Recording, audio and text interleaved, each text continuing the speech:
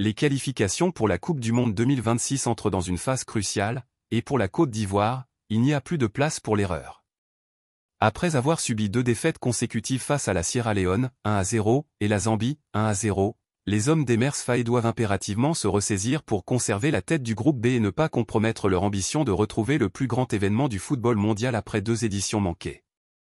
Les champions d'Afrique en titre ont un objectif clair, obtenir les 6 points lors de cette trêve internationale, face au Burundi et à la Gambie, 2 adversaires à ne pas sous-estimer. Dans cette analyse complète, nous allons aborder l'enjeu majeur de cette trêve internationale pour la Côte d'Ivoire.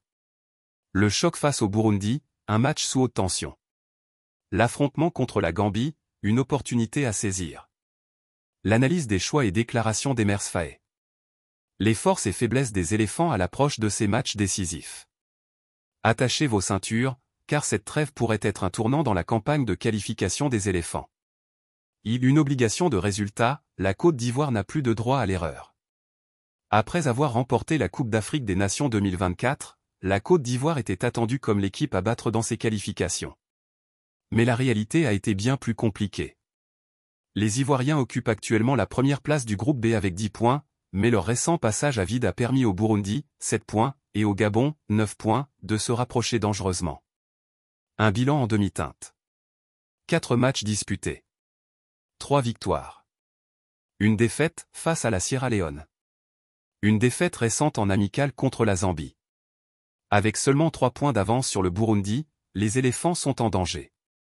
S'ils venaient à s'incliner ou concéder un match nul, le Burundi reviendrait à leur hauteur, ce qui pourrait relancer totalement la course à la qualification. Le sélectionneur Emers Faé est parfaitement conscient de l'importance de cette trêve et affirme haut et fort l'ambition de son équipe.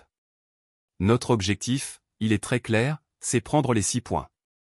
Nous préparons depuis janvier ce stage en tenant compte de tous les paramètres.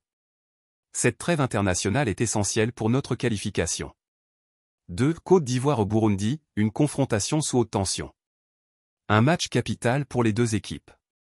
Le premier défi des Ivoiriens sera d'affronter le Burundi, un adversaire qui ne compte pas faire de la figuration.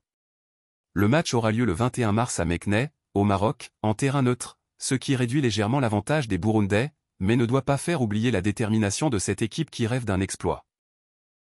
Le classement actuel du groupe B avant cette trêve. Côte d'Ivoire 10 points. Gabon 9 points. Burundi 7 points. Kenya 6 points. Gambie 3 points. Seychelles 0 points. Une victoire burundaise leur permettrait de recoller aux Ivoiriens et de relancer complètement le groupe, un scénario que les hommes de Faé doivent absolument éviter. Les forces et faiblesses des Burundais. Une équipe disciplinée tactiquement, capable de fermer les espaces et de jouer en contre-attaque. Un collectif soudé, avec une génération qui monte en puissance. Des lacunes défensives qui pourraient être exploitées par la rapidité des ailiers ivoiriens. Pour s'imposer, les éléphants devront se montrer efficaces offensivement et ne pas reproduire les erreurs défensives qui leur ont coûté cher lors des derniers matchs. 3. Côte d'Ivoire-Gambie, l'occasion idéale pour consolider la qualification. Après le match crucial contre le Burundi, les Ivoiriens recevront la Gambie le 24 mars au stade Félix Houphouët-Boigny, un rendez-vous où ils devront impérativement capitaliser sur un succès potentiel face au Burundi. La Gambie, un adversaire en difficulté. 5e du groupe avec seulement 3 points.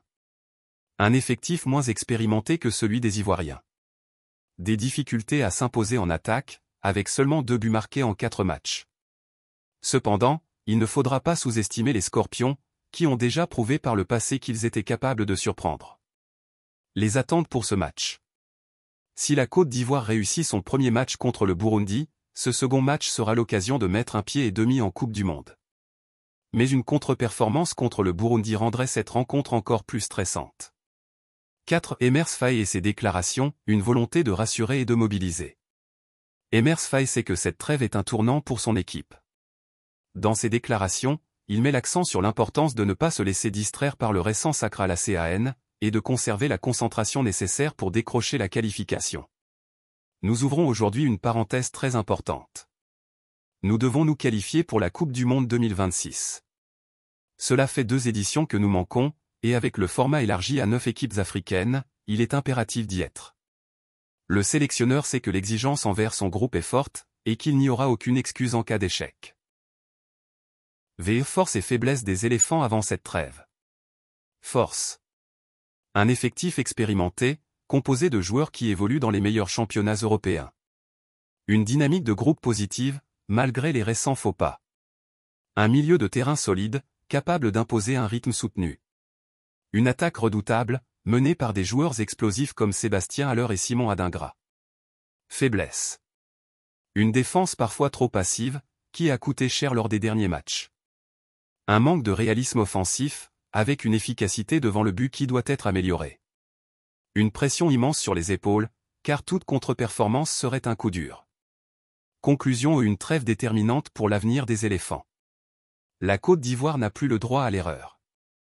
Avec 2 matchs à haute tension, les éléphants doivent impérativement récolter 6 points pour assurer leur première place et se rapprocher de la qualification. La question est désormais simple, la Côte d'Ivoire saura-t-elle se relever et prouver qu'elle mérite son billet pour le Mondial 2026 ? Votre avis nous intéresse, pensez-vous que les éléphants vont obtenir ces 6 points ? Donnez votre pronostic en commentaire et restez connectés sur Écho du Ballon pour toute l'actualité du football africain et mondial.